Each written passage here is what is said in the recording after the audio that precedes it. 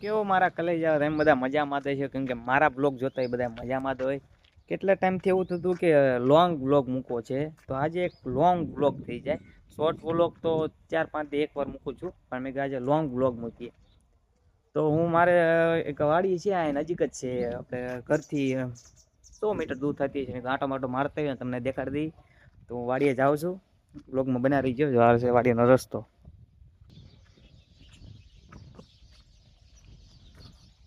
તો આપણે વાડીના રસ્તા તરફ હાલતા થઈ ગયા છીએ, અને અહીંયા શું હોતું છે,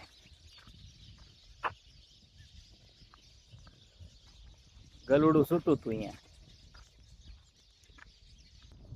તો મિત્રો અહીંયા નકરું આમ જંગલ જેવું જ છે, તમે જોઈ શકો છો. નકરું જંગલ જેવું જ ત્યાં. તમે ક્યારેક આમ એકલા આવો તો તમે બીક લાગે, આમ તમને નકરું જંગલ જેવું જોઈ લો. ગાંડી ગીર કે ને એવું છે અહીં. પણ અહીંયા સિંહ રખડતા હોય, કૂતરા ને બિલાડા રખડતા હોય, એટલો ફેર ખાલી. જો ઓલું મંદિર છે ચરમાળે દાદાનું.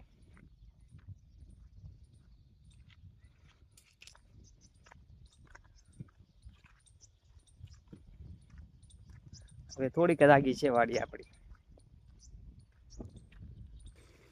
આ અમારા ગામડાના ડેમ, નાની નાની બાકાજીકી વાળા. જો આ નાની નાની બાકાજીકી હાલતી હોય. અમારા ગામડાના ડેમ ના ગામડાના રસ્તા. જો તો તમારે કોને કોને વાડી છે જણાવી દેજો. અને આપણે વાડીના ઝાપે આવી ગયા છીએ. આ છે વાડીનો ઝાપો. અમારે આવા ઝાપા હોય બધાને.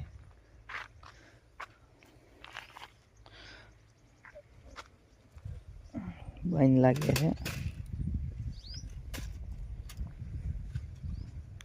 તો આપણે વાડી અંદર ગરી ગયા છીએ, અને ઝાપો ખોલીને. અને આ છે ટીસી.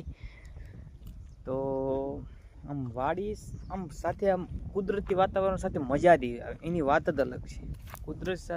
કુદરતી વાતાવરણ સાથે એની મજા જ અલગ છે. આમ જોઈ લો, આમાં ઘઉં વાયા છે, ઘઉં.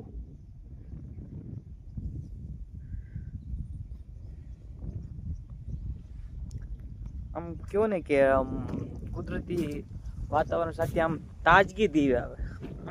આવા વિસ્તારમાં રહ્યો તો તમારું 9-10 વર્ષનું આયુષ્ય વધી જાય, એવું કહે છે બધા. હું નથી કહેતો, તમે જોઈ શકો છો. ઘઉં વાયા છે, હજી કાલે જ પાણી વાળ્યું છે. સિટીમાં લાકડા લેવા જાવ તો કેટલો ભાવ હોય જોવો તો, મફત જીમ પડ્યા હોય મારે. આ તો મળવી આપણે બીજા બ્લોગમાં. મેં કીધું આજ આટો મારતા હું, બ્લોગે બની જાય મારો. Bye bye.